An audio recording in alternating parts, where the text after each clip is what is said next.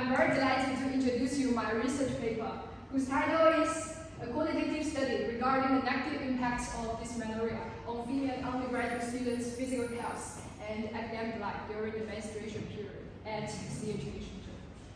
So here's the structure of my presentation. I will first talk about introduction, and then research questions, and then methods, results, conclusion, and references, and finally the Q&A session.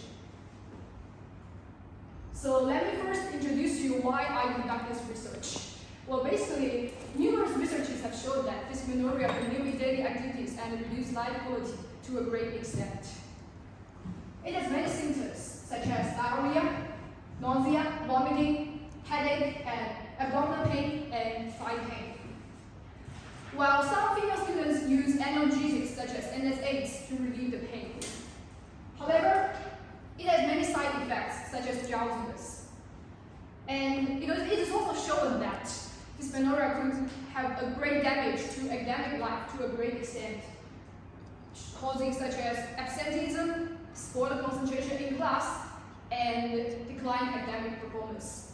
Well, from my observation, I find that dysmenorrhea is common and plays a crucial role in female students' physical health and academic life in CHH. However, currently, there is not sufficient studies conducted to investigate the negative impacts of dysmenorrhea on undergraduate female students' physical health and academic life during the menstruation period at CHH. Nor have the reasons behind those negative impacts been explored, summarized, and analyzed. So the goal of this research is to clarify the extent of interference of period pain on daily life and its negative impacts on physical health and academic life during the menstruation period among undergraduate female students at CHH, and to explore the reasons behind those impacts. So to realize the research goals, 3 research questions are raised. First is, how many percent of undergraduate female students are affected by dysmenorrhea, and to what extent? And second is, what are the negative impacts of dysmenorrhea on students' physical health and the reasons behind those negative impacts? And third is, what are the negative impacts of dysmenorrhea on students' academic life and the reasons behind those impacts? So let's see how I conduct the research.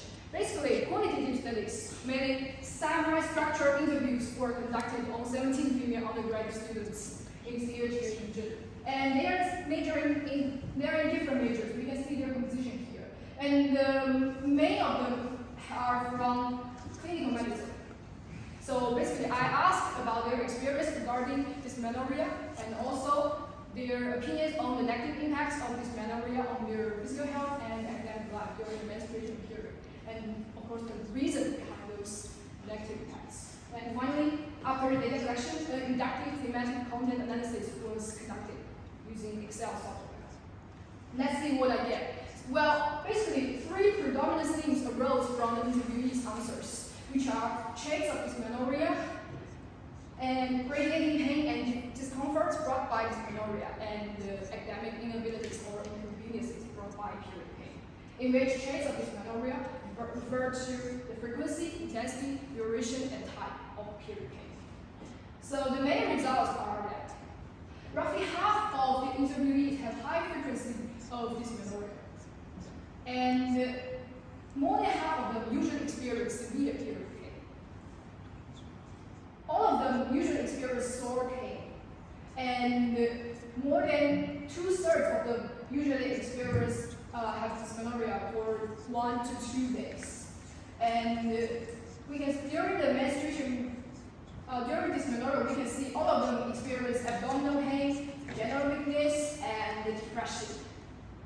And all of the participants show spoiled concentration. However, no significant result shows that dysmenorrhea could lead to a declined overall academic performance.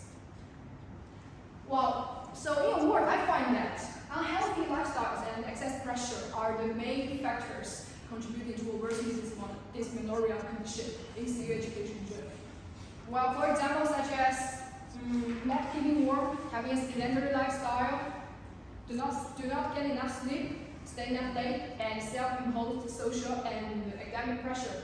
They all contribute to a worsening dysmenorrhea condition in which the period pain is becoming more and more severe and the duration is becoming longer and longer. Well, notice that the role of analgesics in relieving period pain is limited due to its weak effects, late onset time, and side effects, which is also verified by other researchers. Well, whether dysmenorrhea deteriorates academic performance still needs further investigation. Although due to its short duration, like 1 to 2 days, dysmenorrhea does not have an obvious negative impact on the overall academic performance. However, it spoils in-class concentration, which could lead to poor examination results. Well, this dilemma also emerges in the existing researches as well. There are numerous studies substantiating that dysmenorrhea could deteriorate academic performance. However, that dysmenorrhea does not impose an obvious negative impact on the academic results. It's also verified by other researchers.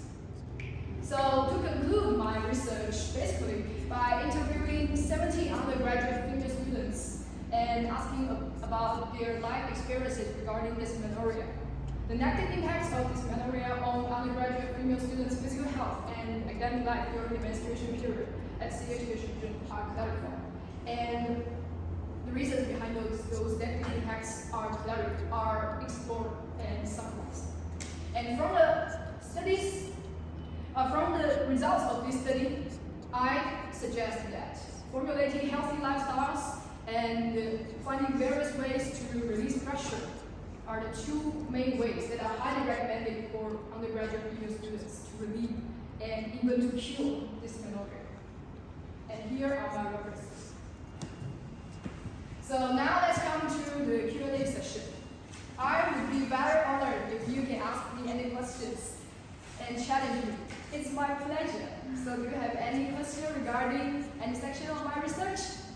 Yes, I have a question. Okay. Yeah. Can you show us your interview protocol? I wonder if your interview questions are okay to attend your research group.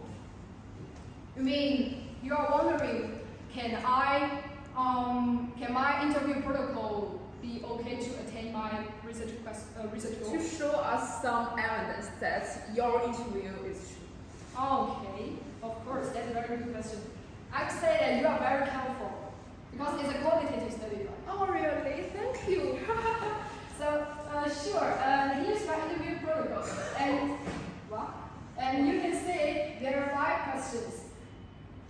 First is, have you experienced dysmenorrhea? If you have, can you describe its traits? And second is, does dysmenorrhea interfere with your daily life? If so, can you give me some examples? And third is, does dysmenorrhea bring negative effects on your physical health? And fourth is, do you often use analgesics to relieve period pain? And what are your opinions on the pain healing? And fifth is, does dysmenorrhea exert negative impacts on your academic life? If so, can you describe them in detail? So basically, you see these 5 questions. They ask about the interviewees' life experiences regarding dysmenorrhea and their opinions on the negative impacts of dysmenorrhea on their physical health and academic life. So there's no doubt that my interview protocol is serving my recent questions. Okay, do you have any further questions? Don't yell. I don't think that you have mentioned the significance and the limitations of the study. So could you show me your research limitations or some significance of this research? Wow, I think you are very helpful. Very nice. So I like your question. And due to time limit, I did not show you the strengths and weaknesses of my research. So I will conclude it here. Basically, this qualitative study shows a full-scale approach and it sheds light on the subtle areas that previous researchers are not aware. Those subtle areas include the reasons behind those negative impacts of dysmenorrhea on physical health and academic life during the menstruation period. So, nevertheless, most interviewees are majorly clinical medicine. But due to the different examination rules and schedules among various regions and other incontrollable factors such as someone's luck or if you have an irregular period. The conclusion that dysmenorrhea does not impose an obvious negative impact on the academic results. It's not very, maybe not fit for students in other majors. So that's basically the strengths and the weaknesses of my research. You have any further questions? So yeah, I guess there's no one asking questions now. So due to time limit, let me end the Q&A session here, and thank you again for your listening.